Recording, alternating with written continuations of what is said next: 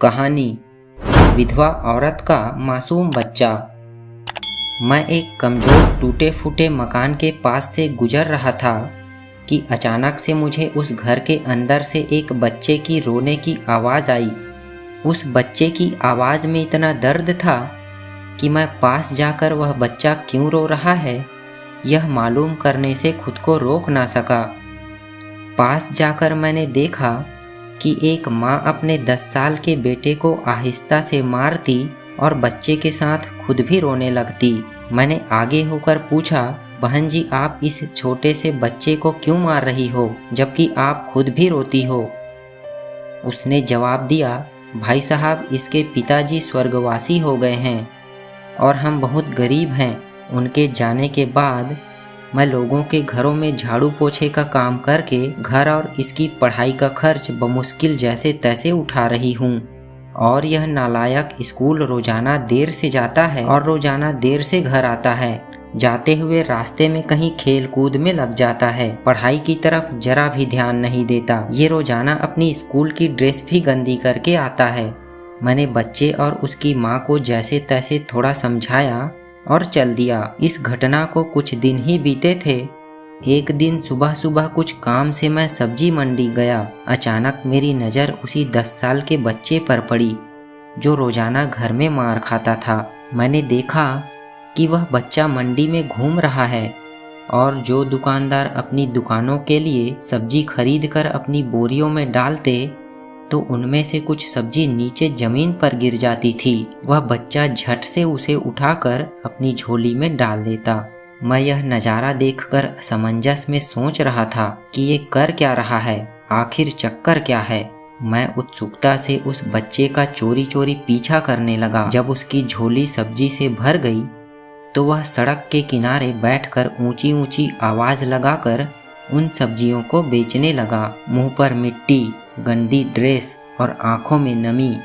ऐसा नन्हा दुकानदार मैं जिंदगी में पहली बार देख रहा था। इतने में अचानक एक आदमी अपनी दुकान से उठा जिसकी दुकान के सामने उस बच्चे ने अपनी नन्ही सी दुकान लगाई थी।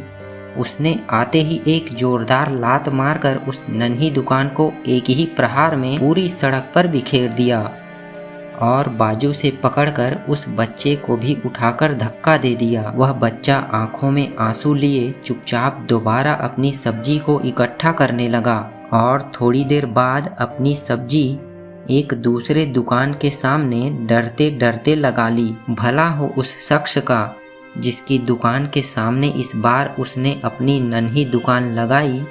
उस शख्स ने बच्चे को कुछ नहीं कहा। थोड़ी सी सब्जी थी, ऊपर से बाकी दुकानों से कम कीमत। जल्द ही सारी सब्जियों की बिक्री हो गई। अब वह बच्चा उठा और बाजार में एक कपड़े वाली दुकान में दाखिल हुआ। दुकानदार को वह पैसे देकर दुकान में पड़ा अपना स्कूल बैग उठाया और बिना कुछ कहे स्कूल की ओर चल पड़ा। मैं भी उसके पीछे पीछे चल रहा था। बच्चा रास्ते में अपना हाथ पैर धोकर स्कूल चला गया। मैं भी उसके पीछे स्कूल पहुंच गया।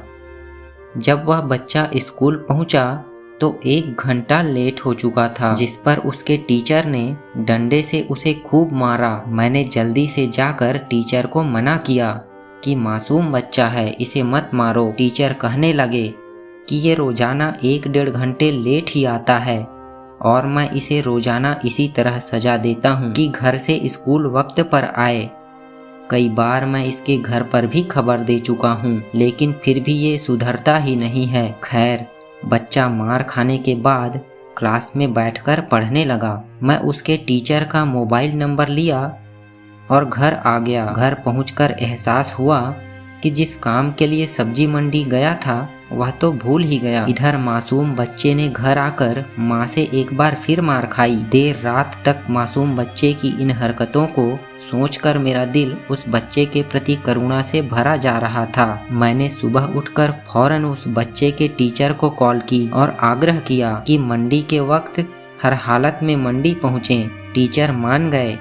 इधर थोड़ी देर बाद बच्चे के स्कूल जाने का वक्त हुआ और बच्चा घर से सीधा मंडी अपनी नन्ही दुकान का इंतजाम करने निकला। मैं उसके घर जाकर उसकी माँ को कहा कि बहन जी आप मेरे साथ चलो, मैं आपको बताता हूँ कि आपका बेटा स्कूल क्यों देर से जाता है। वह फौरन मेरे साथ यह कहते हुए चल पड़ी कि आज इस लड़के की मेरे हाथों खैर नहीं, छोड़ूंगी नहीं उसे आज। मंडी में लड़के का टीचर भी आ चुका था। सभी उस लड़के को छुपकर देखने लगे। आज भी उसे काफी लोगों से डांट फटकार और धक्के खाने पड़े और आखिरकार वह लड़का अपनी सब्जी बेचकर कपड़े वाली दुकान पर चल दिया। बच्चे की माँ ये सब देखकर सिसकियां लेकर रो रही थी।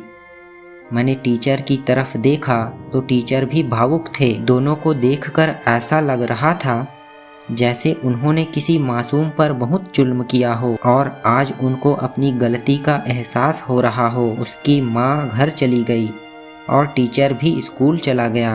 बच्चे ने दुकानदार को पैसे दिए और आज उसको दुकानदार ने एक लेडीज सूट देते हुए कहा कि बेटा, आज सूट के सारे पैसे पूरे हो गए हैं, अपना सूट ले जाओ। बच्चा उस सूट को स्कूल बैग में रखकर स्कूल चला गया। आज भी वह 1 घंटा देर से था। वह सीधा टीचर के पास गया और बैग डेस्क पर रखकर मार खाने के लिए अपनी पोजीशन संभाल ली और हाथ आगे बढ़ा दिए कि टीचर डंडे से उसे मार ले। टीचर कुर्सी से उठा और उस बच्चे को गले लगा लिया। टीचर ने बच्चे से पूछा कि यह जो बैग में सूट है वह किसके लिए है। बच्चे ने जवाब दिया कि मेरी माँ अमीर लोगों के घरों में मजदूरी करने जाती है और उसके कपड़े फटे हुए होते हैं। माँ के पास जिस्म को पूरी तरह से ढकने वाला सूट नहीं है और उनके पास पैसे भी नहीं है, इसलिए मैंने अपनी माँ के लिए यह सूट खरीदा है। तो यह सूट अब घर ले जाकर माँ को आज दोगे?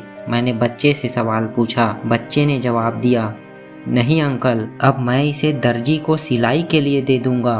रोजाना स्कूल से छुट्टी के बाद थोड़े थोड़े काम करके मैंने दर्जी के लिए भी पैसे का इंतजाम किया है। अब मासूम की सच्चाई जानकर जहां एक ओर उसकी माँ और टीचर को पछतावा हो रहा था, वहीं दूसरी ओर मैं भी ये सोच रहा था कि बच्चे ऐसे भी होते हैं। कहानी पसंद आई हो तो लाइक करें, चैनल पर नए हैं तो सब्सक्राइब कर बेल को प्रेस कर नोटिफिकेशन ऑल पर सेट रखें ताकि इसी तरह की कहानियाँ रोजाना आपको मिलती रहे। मिलते हैं अगली वीडियो में एक नई कहानी के साथ। तब तक के लिए नमस्कार।